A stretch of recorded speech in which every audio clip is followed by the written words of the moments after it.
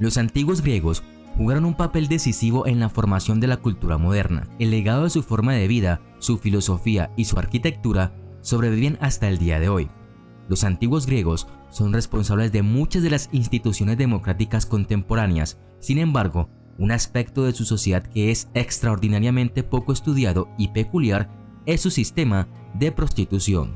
Los viajeros y comerciantes, incluidos muchos hombres solteros que actuaban como tripulantes de barcos, llegaban a las polis de toda la antigua Grecia.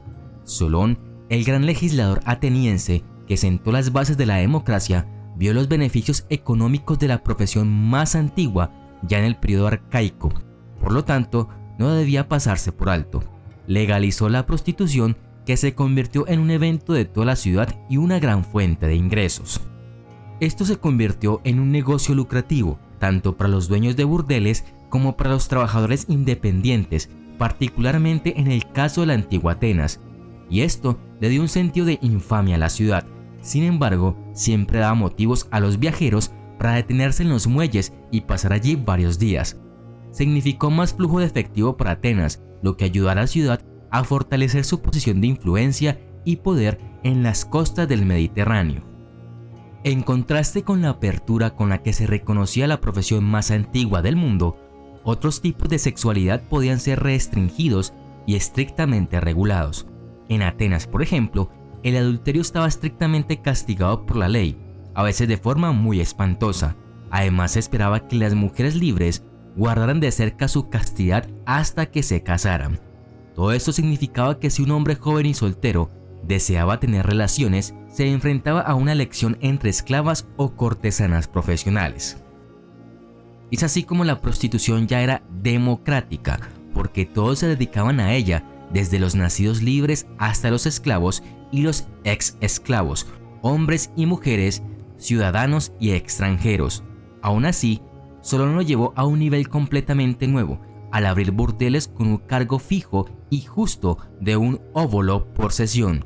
Hizo que el acceso a las trabajadoras estuviera más disponible. Un óbolo equivalía a un 16avo de dracma, el salario diario de un empleado. A los ojos de muchos, este fue el más significativo de sus cambios. No había ningún estigma asociado a los clientes de las trabajadoras ni en general. Había dos tipos de prostitutas en Atenas: las pornai, que se encontraban en burdeles o en las esquinas de las calles, y las etairai, cortesanas de clase alta. Se reconocía que estas mujeres ejercían una profesión legal y brindaban un servicio necesario, mientras que los prostitutos masculinos generalmente eran menospreciados por desempeñar el papel de la mujer en las relaciones íntimas, ya que sus clientes eran casi exclusivamente hombres. Muchos pornai eran esclavos, algunos habían sido liberados y otros no, quienes fueron obligados a trabajar por sus amos o descubrieron que no tenía otra forma de ganarse la vida que a través de este tipo de trabajo. Esta era la clase más grande de estas mujeres en la antigua Atenas. Ofrecían sus servicios en burdeles, en las esquinas de las calles, junto a las murallas de la ciudad, en tabernas y en fiestas privadas. Los burdeles y las trabajadoras independientes pagaban el impuesto sobre la renta que se utilizaba para financiar edificios públicos, monumentos y reparar carreteras, aunque inicialmente Solón parece haber destinado el impuesto a la construcción de templos para honrar a los dioses, especialmente a la deidad patrona de la ciudad, Atenea. Cuando no se dedicaban a su oficio o perseguían sus propios intereses, estas mujeres podían ganar dinero hilando lana y tejiendo, ocupaciones tradicionales de una mujer corriente en Atenas y en otros lugares de la antigua Grecia. Sin embargo, no todas las pornai aceptaban óbolos como pago y preferían el trueque de productos básicos como comida, vino, cosméticos o prendas de vestir. La mayoría, sin embargo, aceptaba moneda y así poder ahorrar algo de dinero para comprar esclavas más jóvenes que entrenarían. Luego se esperaba que estas chicas más jóvenes cuidaran de su ama una vez que ya no pudiera atraer clientela, y así continuaría de generación en generación. Muchas venían de regiones lejanas. Estas mujeres fueron contratadas por algo más que simplemente sus atributos físicos. Además de desarrollar la belleza física, cultivaron sus mentes y talentos a un grado mucho más allá de lo permitido a la mujer promedio, por lo general viviendo elegantemente solas o a veces dos o tres. Las Hetairai disfrutaban de una envidiable y respetada posición de riqueza y estaban protegidos y grabados por el Estado. Aunque generalmente eran extranjeras, esclavas o libertas, su libertad era mayor que la de una mujer casada que estaba obligada a la reclusión. A menudo eran contratadas como animadoras de simposios y sacrificios familiares.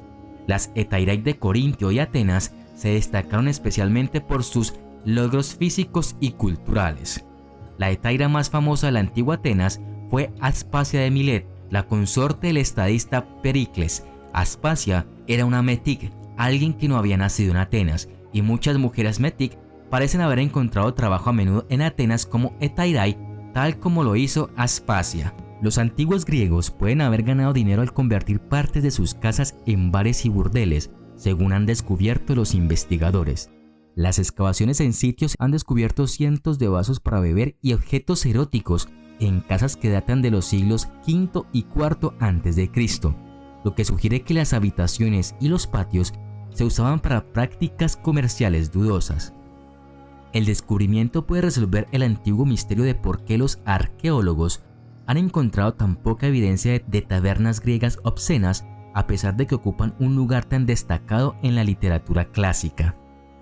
Para muchos arqueólogos, la gran cantidad de tazas, grafitis eróticos y objetos encontrados en los sitios indican más que familias adineradas que organizaban lujosas fiestas. El Instituto Arqueológico de América en Filadelfia dio una explicación más plausible, y es que los residentes dedicaron habitaciones de sus casas a la venta de vino, juegos de azar e incluso prostitución. La existencia de la llamada prostitución del templo en la antigüedad griega ha sido registrada por varios autores antiguos, incluido Estrabón, que detalla a los esclavos del templo en los recintos de Afrodita. Era costumbre en la antigua Grecia que un adorador dejara ofrendas en un templo para ganarse el favor de su dios o diosa patrón. Junto a las estatuas, copas o mechones de cabello, un relato sobreviviente registra que ciertos adoradores adinerados habían dedicado una gran cantidad de cortesanas a Afrodita en su templo en Corinto.